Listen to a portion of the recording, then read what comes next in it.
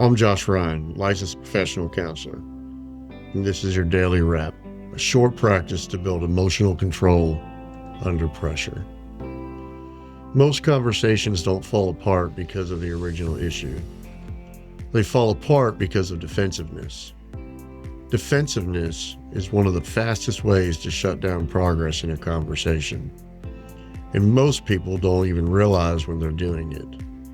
Because defensiveness doesn't always look aggressive.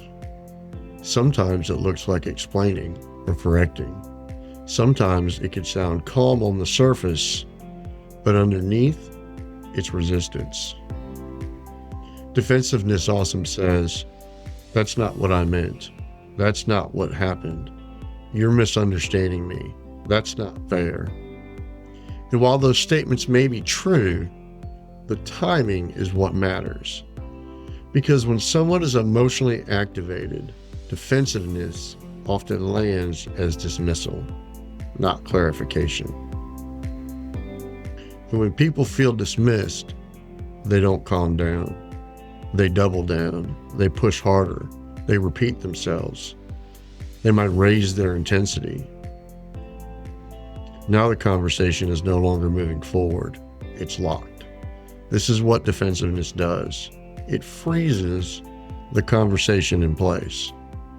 Both people become focused on protecting themselves instead of understanding each other's perspective. That's why defensiveness is not just a reaction, it's a barrier. It's a barrier that blocks progress. It blocks clarity and ultimately resolution. And the problem is defensiveness feels justified. It feels like you're protecting the truth. It feels like you're correcting something inaccurate. It may even feel like you're standing your ground. But here's the shift. You can be right and still make the conversation worse. For a lot of people, that's a hard truth. Accuracy or facts does not always equal effectiveness. Being correct does not always create progress, especially when emotional intensity is high. Because when someone is upset, they are not just processing facts, they are processing emotion. And defensiveness ignores that layer. It goes straight to the fact, which often feels like you're skipping over what the other person's actually experiencing. That's why defensiveness escalates instead of resolves. It tells the other person, you don't need to feel this way. You're wrong about what happened. Your experience isn't accurate. Even if that's not your intention, that's how it often lands. And once it lands that way, the conversation tightens. Both people are defending. No one is listening, no one is adjusting, and no one is moving. That's what being stuck looks like. Let's break this down. Defensiveness is often triggered by one thing: perceived threat. Not physical threat, but identity threat. When someone challenges how you see yourself, you react. If someone implies you were careless, you defend. If someone suggests you were wrong, you defend. If someone questions your intentions, you defend. Because your brain interprets that as, I'm being attacked. And once that happens, your priorities shift. You're no longer trying to understand. You're simply just trying to protect. That's the shift from response back into reactivity. This is why defensiveness is so automatic, because it's tied to our core identity. But just because it's automatic doesn't mean it's effective. Disciplined communicators recognize the urge to defend, and they delay it. They don't eliminate it, they delay it. That delay creates space, and in the space, you have options. Instead of immediately correcting, you can acknowledge. Instead of immediately explaining, you can understand. Instead of immediately pushing back, you can ask. That doesn't mean you never clarify. It means you choose when to clarify.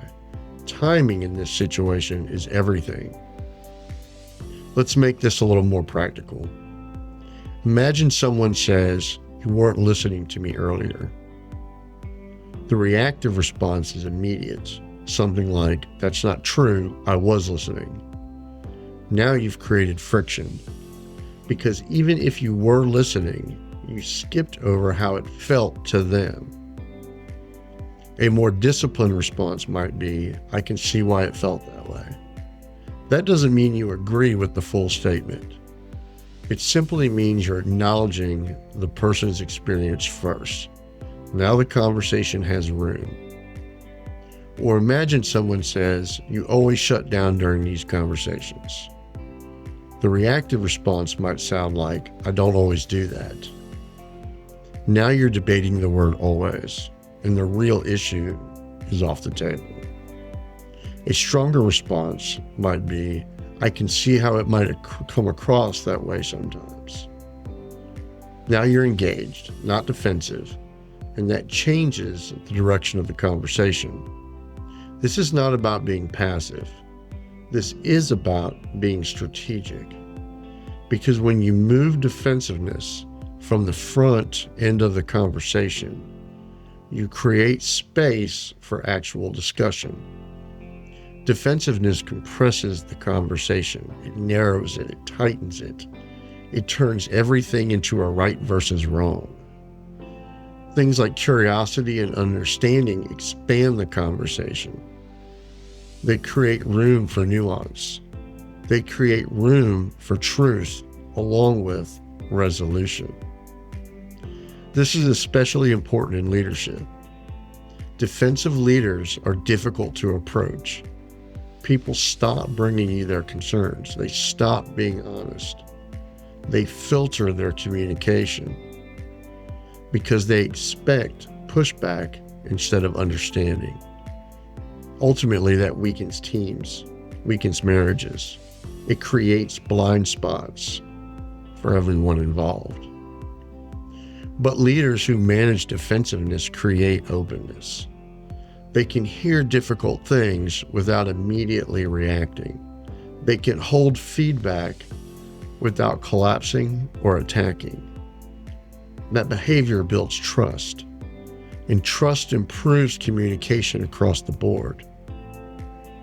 Defensiveness also shows up in relationships. When one person brings a concern and the other person immediately defends, the pattern becomes predictable. Concern, defense, escalation, and distance. Over time, that pattern, ending in distance, erodes connection within the relationship because people stop feeling safe to bring things up. They either escalate harder or they stop communicating altogether. Neither outcome benefits the relationship. This is why learning to manage defensiveness is critical. Not eliminate it, but manage it. You will feel it. That's normal. But you don't have to act on it immediately. That's discipline. You feel the urge to defend and you pause. You let the other person finish. You acknowledge what you can acknowledge. Then, when the emotional intensity drops, you clarify. That order matters. Because once someone feels heard, they are far more opening to hearing you. That's how conversations move forward, not by winning early, but by stabilizing first. So today's rep.